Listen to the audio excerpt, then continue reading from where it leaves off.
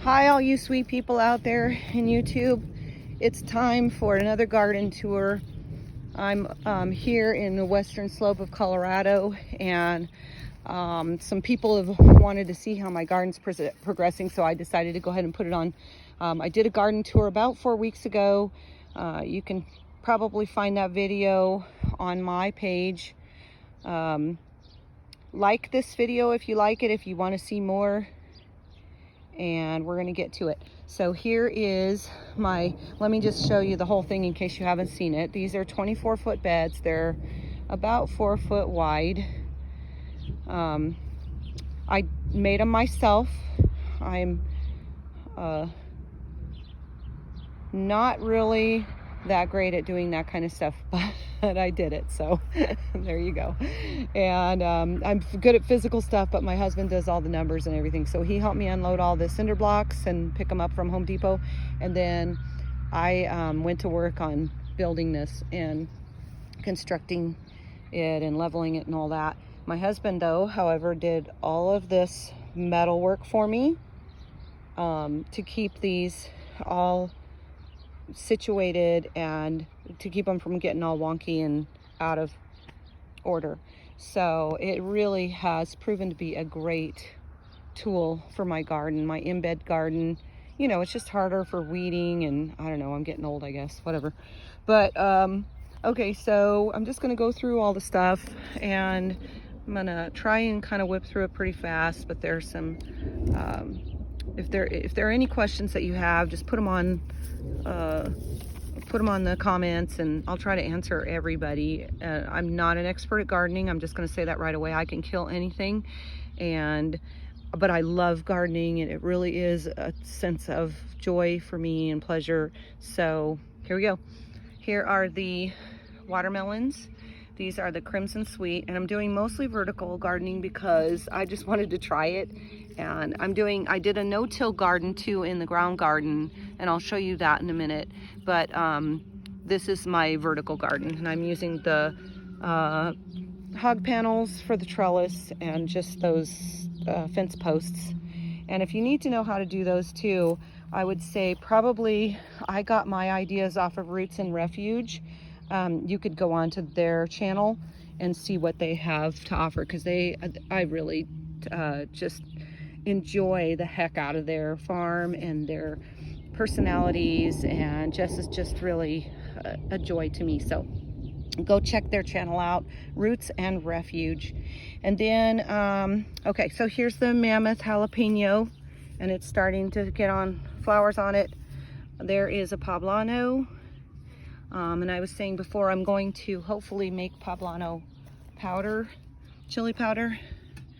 And this is the New Mexico, and it is really getting big, and it's very, very healthy. It just really likes it here. Here is another poblano, and as you can see from my last video, I topped them, and which means just to take this little top off of them, and it's already grown back a new top. And then also, if you can see just right in the crotches of these leaves, there is new growth coming out here, and they will end up being as bushy as these other peppers that I have. This one is going to be a Tabasco. They are a Tabasco. We go down here, and we've got asparagus beans. They're starting to finally catch hold of the trellis and starting to climb. Now, for some reason, they had a lot of issues. I don't know if it's with dirt or if it's with bugs or whatever, but they've had a little bit of leaf curling. It was super windy. I mean, super, super windy. So everything has really had a tough time growing here with the compost that had spray in it, or of some sort, herbicidal in it. And then the wind, the super amounts of wind. I can't believe that it's growing this good. I can't even imagine what it would have been like had there been no wind or no poison in the dirt. So here is some of the ramifications of the poison. If you can see, the leaves on this one are super curled up. They look goofy. They are not very productive leaves, but they still do photosynthesis, obviously. They still are growing. They're not stunted. They keep growing, and they're flowering. If you can see inside there, those little flowers. I mean, I'm pretty amazed. So we're gonna move on. This is gourds, and these are they were a variety pack of gourds, so I couldn't even tell you what kind, but we've got some gourds that are starting to come on too, right there. See the baby? Those are really cool. And then we got, let's see, we got another poblano right there. We have a Tabasco right here, and look at those cute little flowers. Aren't those cute? We're gonna have a ton of Tabasco peppers. I can tell. There's another poblano. I'm getting a sprinkle. Might have to run through this. There's more poblanos, more poblanos. These here are the White Wonder cucumbers, and I've been told that they're more of a melon, but I don't really know that to be true. But they do have flowers. They're very healthy. They're starting to finally climb, and they make a long white cucumber. Here we got the eggplant, and I can't remember what variety this is. Shikao. I don't know if that's how you pronounce that, Shikao eggplant. And it's got a couple of these on there. I would assume that they get maybe twice that size, but I will probably pick them when they're small, since that's not really one of my things. I don't want them to get bitter. This is a muncher cucumber, and it is not climbing quite as fast as I would have hoped for it. Cucumbers usually go crazy here. That one is not totally in the groove. These are the pumpkins down here. I don't think they're going to make pumpkins this year in this part of the garden. I have other parts of the gardens that have pumpkins, but this one, these got left behind and forgotten, I think, during watering time, and that's the way it is. Okay, so right here, we just now put this trellis up for the tomatoes that are starting to get big enough to be tied up. And so we just took the hog panel and flipped it sideways, and as you can see, it makes a perfect size trellis. I don't suspect that these will get taller. Like I said, we're in Colorado. I can't remember what the growing number is. What's that number called? Anyways, I think we're in a 7, but I could be wrong. So anyways, maybe somebody can fill me in on that too. But anyways, we do have a fairly good growing season, but it's not as long as like if you were in Arkansas or, you know, Tennessee or someplace down south. But we're gonna go through tomatoes real quick. I propped this, my husband and I shouldn't say. When I say I mean we. He helps me with almost everything because he's just a great husband. And this is about 10 inches off the ground here. So they don't really need it at the bottom, but I pruned heavily at the bottom of the stems, not because of fungus or anything like that. We don't really get that here, but because these leaves were so overblown and they're so thick. They are just like leather. And so I just kind of wanted to rid them of some of those and maybe make them feel a little lighter. I don't know. It's probably just me wanting them to look a little better, but that plant is like really icky. And this one is that's a Bonnie Original. It's indeterminate, so it'll just keep growing and growing if you give it time and a trellis. Here's a Goliath. The Goliath is doing really well. It didn't have as much damage. It was maybe planted in a place that didn't have as bad as much of the compost, maybe. I don't know. Maybe as bad a wind, or who knows. This is a Roma that did get hit really hard, and it's thick and leathery and yucky. What's another word besides yucky? And look at how wiry curly it is. Just, I don't know if it got whipped around or if that's from the herbicidal. I don't know. It had so much against it. But that's a Roma.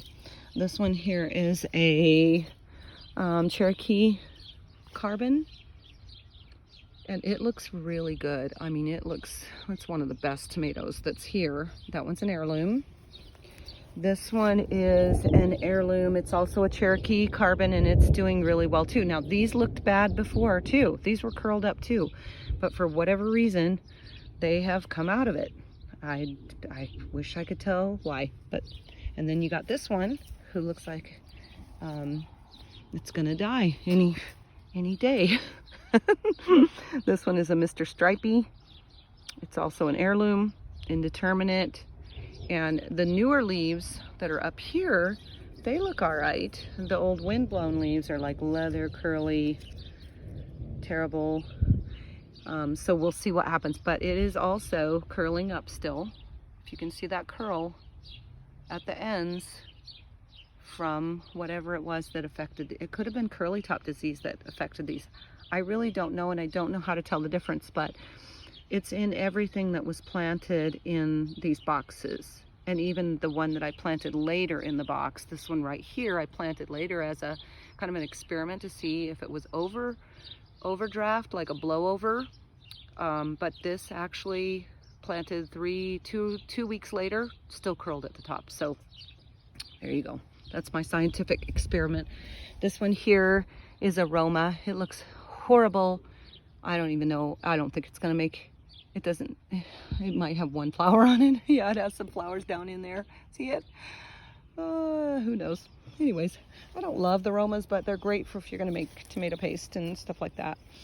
Early Girl. Here's an Early Girl, and it is actually looking pretty good. It's pretty healthy, and but it has curl as well. There's some curl going on there. So I don't know if it's kind of coming out of it little by little, but it's not doing too terribly bad, and it's flowering, and I was pinching off the flowers up until now. I've just now started letting them flower. This one is a red beefsteak.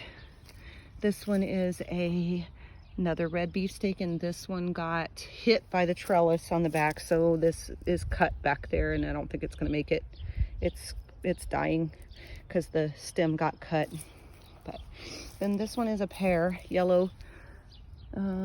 What's this one called? Yellow pear or something like that. No, I don't even see this little tag for it. So anyways, that's all that's in this garden. And then also we've got up there, I have strawberries hanging up there. My husband made me these cute little boxes, and we hung them from the trellis, hoping that they would hang down.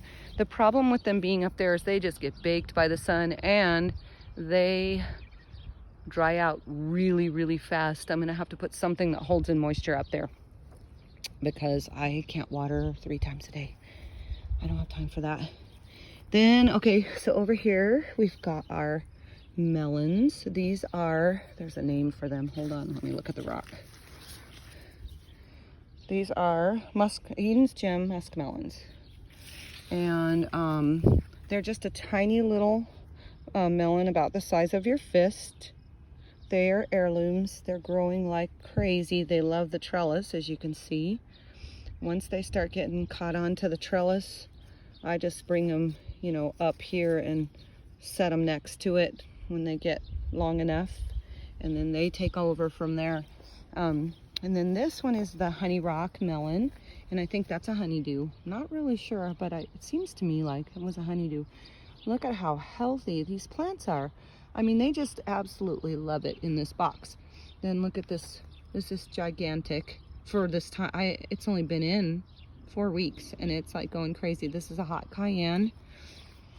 This one here is really cool. It's got little, if I can get close enough, it's got these really cool variegated leaves.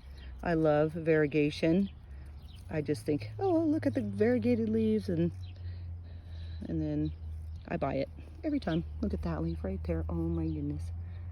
Isn't that cool? And these are called candy cane peppers, and they make a variegated pepper as well. Look at that variegation in that. Isn't that going to be cool? So I'm super excited. It's just, oh, I broke it. Anyways, okay. So moving on, we got poblanos there. We got poblanos there, and New Mexico there. Then this trellis is, on this trellis, oh, cantaloupes. I've got cantaloupe. And look at this one's trying to get over onto the other side.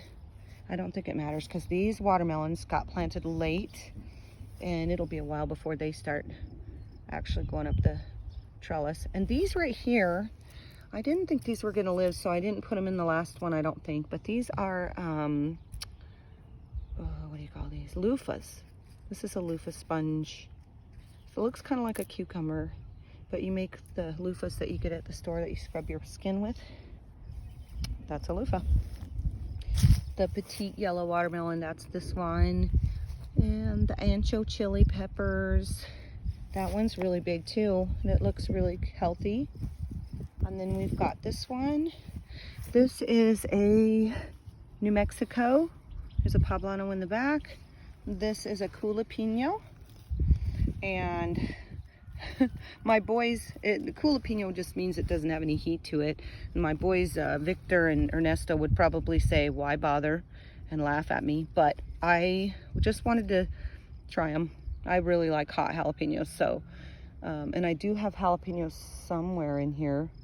I don't know where though, because I've already gone through everything. I do have them somewhere. One of those that I called a poblano was probably a jalapeno.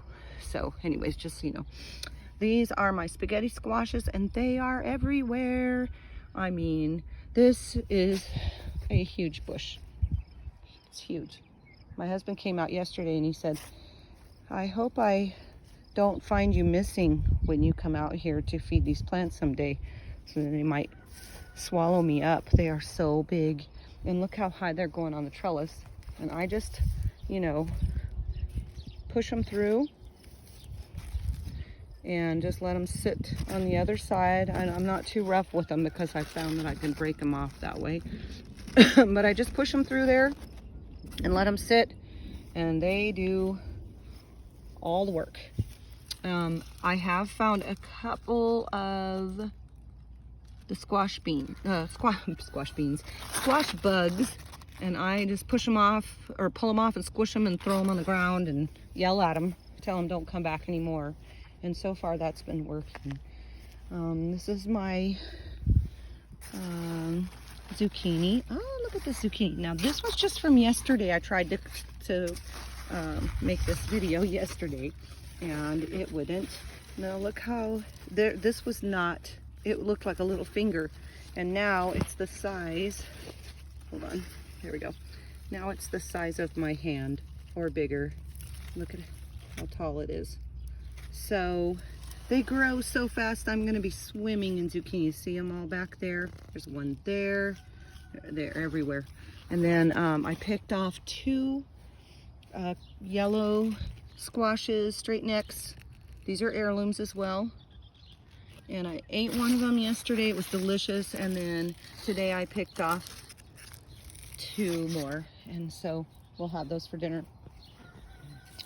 And you know, the way that you eat your garden and keep it from overwhelming you is that you just eat it as you pick it. You just decide, we got 2 squashes today, we're having squashes. If we got 2 squashes and some carrots, we would be having squashes and carrots. So that's how I do it, because otherwise we get too much vegetables, too many vegetables, and then I don't want them to waste. So it's either they go to neighbors, which is cool too, or we eat them right as we pick them. And then these are the ones that were really damaged. This bed is, look how tiny the leaves are and how curly they are. They just look horrible. I don't know if we'll get many tomatoes off of these. These are the Juliets, so they're little anyways. They're little, but even the ones that my sister bought me is so sad. This one's a Purple Heart. It's not gonna make anything. It just looks terrible. This one is a Paul Robeson. It looks terrible. This one is a Chocolate Cherry, and it's doing okay. I think we'll get some chocolate cherries off of it. It's not doing too bad. And this is a black and brown, and I think we might get some tomatoes off of it. These are all heirlooms that came from a nursery, and maybe the nursery had curly top and it spread to my other plants. I don't know. It's hard to say. Or maybe the Bonnabelle, the nursery at Bonnabelle had curly top and it spread. I really can't even say, and I would never accuse that because it just is what it is. This is one my sister bought me. It's the White Beauty, and it's just really struggling. I haven't seen any flowering on it yet, and I really don't believe I will. So, I mean, it's just I should just tear them out and stop punishing myself. But I have such a hard time tearing things out when there could be hope for them. So I'm just letting them live for now. And then if they don't live, then they don't live. That's just the way it is. And next year we'll start over. But this is probably, look at this one. We are calling this one Franken tomato because this is the green zebra. And it just, it was trying to protect itself from everything, and it just morphed into this big, giant, ugly thing. And then somehow it ended up getting topped. I'll show you that. And you can't top tomatoes or they stop growing. So there it is. And why I haven't ripped that one out, same reason as before. And then that's another Juliet. Now this Juliet has some flowering, and it has some normal leaves and some curly leaves. So maybe we'll get some tomatoes out of that. The Juliets are like a grape tomato, so I'm hoping that we'll get that. Okay, so now we're going to run over to the in-ground garden. This one was a no-till garden. All I did was put the spade in the ground and lift it to get some oxygen into it. Then I put the cardboard on the top, and then I put this compost that I got from the city over the top of that. So anything that was grown on the top of the cardboard really struggled. Anything that I put into the ground through and poked a hole through the cardboard and put it into my ground, it did pretty well. The corn struggled at first, and it's now just starting to take off. So we'll get a few corns out of it. Then the potatoes, they started out doing really good, and then and they grew from the ground from let's see, they grew on top of this stuff, but as you can see, they look really good. And even this one is even flowering, and there's all different colors of potatoes here. There's purple, there's gold, Yukons, there are the reds, and there are russets. They're all just mixed up in here. But this one just now is starting to really curl up. Let me get a good, see how they're curling? That's not normal. So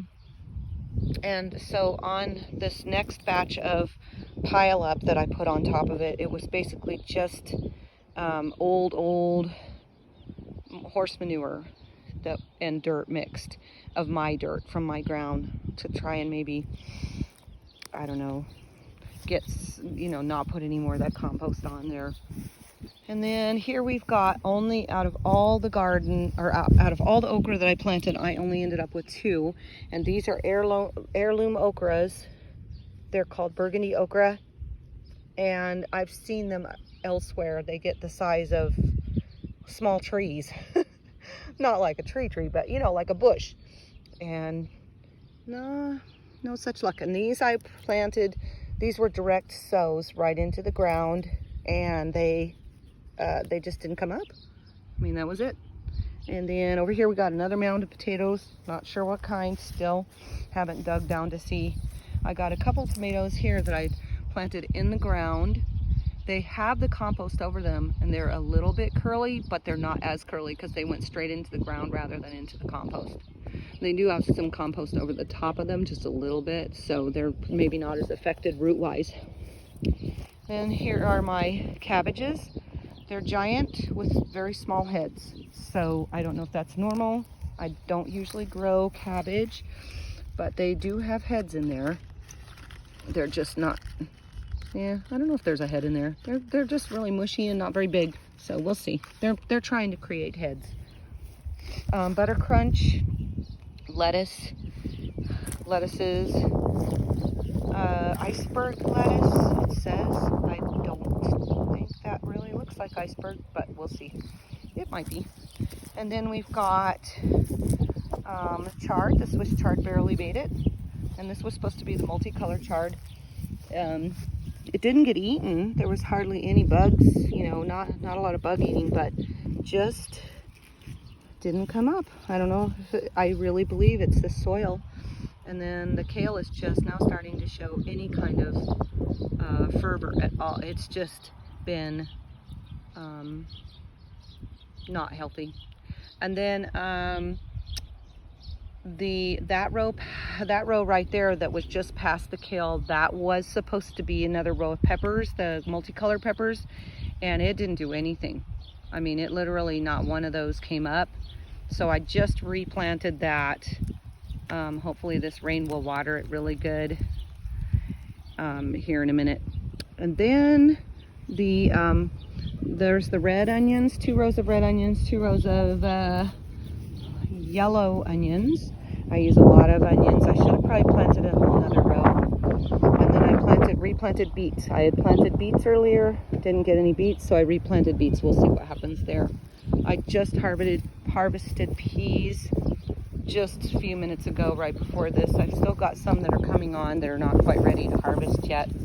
And I made this trellis go up to my trellis because my beans were taking their time getting up there. So I figured maybe both of them together can go up. And let's go around here. We got carrots are doing pretty good. These are the multicolored carrots. I think they're going to be delicious. There's my basil. It's grown quite a bit since the last video.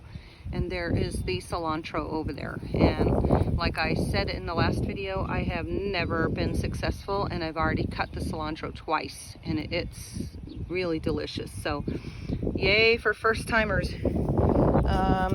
Beans. I only got a couple beans. I replanted them, still nothing. So these are the beans that I'm gonna have, obviously. And then over here, I got beans on this side too. I replanted them twice. And I got, let's see, 1, 2, 3, 4, 5, 6 beans. So probably next year it won't do beans there. I've had them there in the past or in this box, and they did okay, but not so much this year. And then we've got parsley right here. We've got thyme here. I just love touching it and smelling it. It smells so good. And then right here we have rosemary, a little bunch. It hasn't grown much, but it looks healthy, so I don't know. And then these are radishes.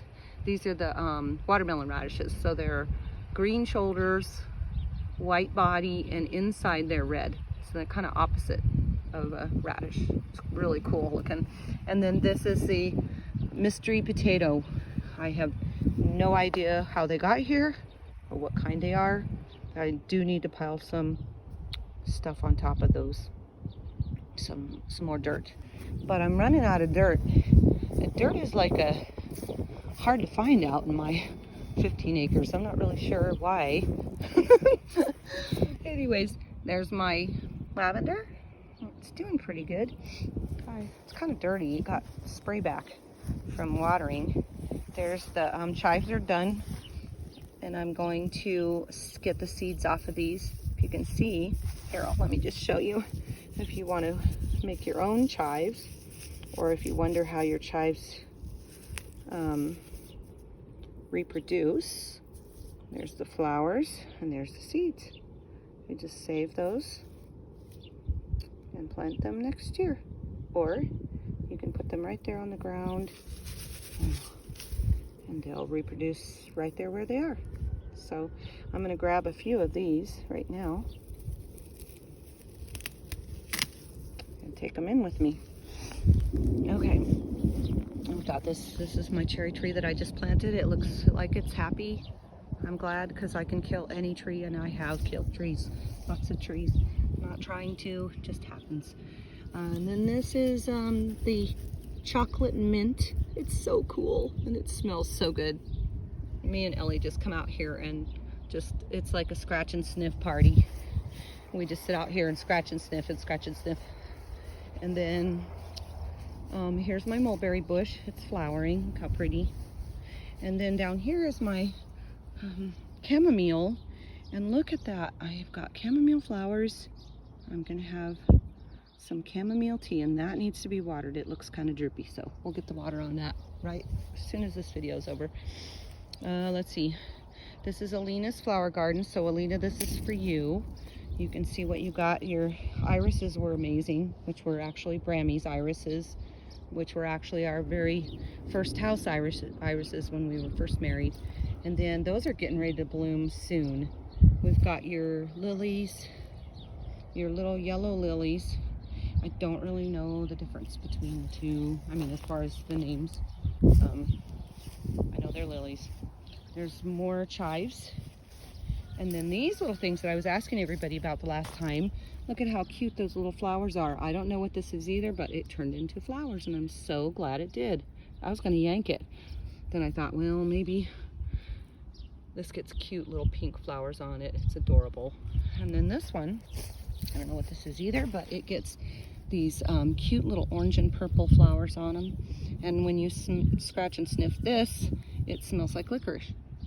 It's a really strong, kind of a weird smell. You have to get used to it. And this is my nectarine, and it's a dwarf, so it'll only get about the size of me. It'll stay really short. It's a dwarf nectarine, and it really likes it here. I'm glad. So yeah, there's that. Then I'm not going to go to that garden because it's not, I need to totally overhaul. Well, maybe I'll just go to it really quick and show you. I had some Everbloom daisies right here, and they are not ever blooming anymore. As a matter of fact, they've gone away. I don't know why. This garden has never done well, and it overgrows really fast. Maybe because it's the furthest one from the house and it takes me longer to get to it. And that one right there is a little butterfly bush, and that was from Maisie's wedding, and it was in pots, and I transplanted it, and those only usually live a couple years, but this one has decided it's going to live, I think that's been like 4 years now. Then I've got those. I love those. Is that salvia? I don't remember. Then we got daisies on the front here, and they always do well. Daisies do really good. And then mums, and these mums, they don't look like anything right now, but when they get during the fall or towards fall, they will start really putting out, really producing and getting some flower buds on them, and they're the burnt orange color, and they are just gorgeous in the fall. And then this is my pampas grass, and it gets twice my height at least, and it will grow. I just cut it back every winter. So that is it. I have a couple of updates to my chickens that I got. My meat chickens are starting to get big enough to consider butchering. My son-in-law is going to help me do that, and we're going to try and videotape that. I don't know how that's going to go. We'll see. I can't walk and chew gum, so but I'm just going to bring you over to them and let you look at them and see, so that if you're doing the same thing, you can kind of compare. And the red chickens, if you see the red ones there, they just do not look as heavy as those big giant white ones. The white, whatever, speckled ones, they're a golden something or other. They are much heavier when I pick them up. But those little red ones right there, they're not getting very big. And also, this is the first time I've had meat chickens before, and these meat chickens are about the dumbest things. And I'm sorry if you love them, and I love them, and I'm being nice to them, and I'm not trying to offend anybody, but they just don't have, they have rocks for brains. They don't go inside at night. I have to chase them in. I mean, maybe that makes it easier to butcher them, because then you don't cry the whole time. But I really do, I'm really having a good time raising them, and the experience is really fun. But like I said, those little red ones, I'll try and find the names of those and put it on here for you so that you know what they are. I just think they are behind as far as weight behind the others. And they're really flighty. Like, you cannot, if they decide they're not going to get caught, they do not get caught. And I've been, feeding him. Well, they're eating, they're now pretty much solely free range, because I didn't want to grain all the chickens. I just really want them to be free range. And I have dogs here, so during the day, nothing really comes to eat them. Occasionally, we will get a hawk or something that will decide they're going to try for one. They'll size them up, but these are too big now. They won't try for these. Eagle mite. There's a naked neck. And the naked necks are finally starting to get big, but they were littler too. So it's just those big white ones that they seem to do pretty well. I didn't do any of the broilers, the rock broilers. These are called broilers too, and they run funny too, like they're too heavy to, anyways. But I also got baby layers. So they're in here, and it's kind of dark in here. Maybe my camera will adjust. Yeah. Okay, so these are silver laced Wyandottes, golden, not golden laced Wyandottes, but golden somethings. Well Summers are the little brown chipmunky ones. They lay a dark chocolate colored egg. Let's see what else. We've got Aracanas. The big ones are Aracana Americana mix. Sorry, my finger's making it not focus. And what are you guys doing to your water? What a mess. And then I think that's it. So that's all of those. I got 10 chickens for laying eggs because my husband is really missing eggs. And I had to get rid of all my chickens a while back when my mom and dad passed away, so that I could not have anybody watch the house when I moved to Denver for the couple months that I was there.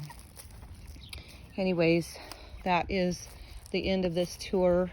If you're interested in anything that I've spoke about, or if I didn't cover something really good, or if you hate my voice, or whatever. Oh, look at my grapes. Finally getting some grapes on here. These take some heavy pruning. Yeah, if there's anything that you question or you have comments, leave a comment below, and give me a thumbs up if this is something that you'd like to see more of, or if there's something else you'd like to see more of, like my composting system, or if you are very interested in the butchering of the chickens or anything about my farm, just ask. I'd be happy to share it with you and share my life with all of y'all. So God bless you guys, and have a wonderful afternoon, and we'll see you on the next video.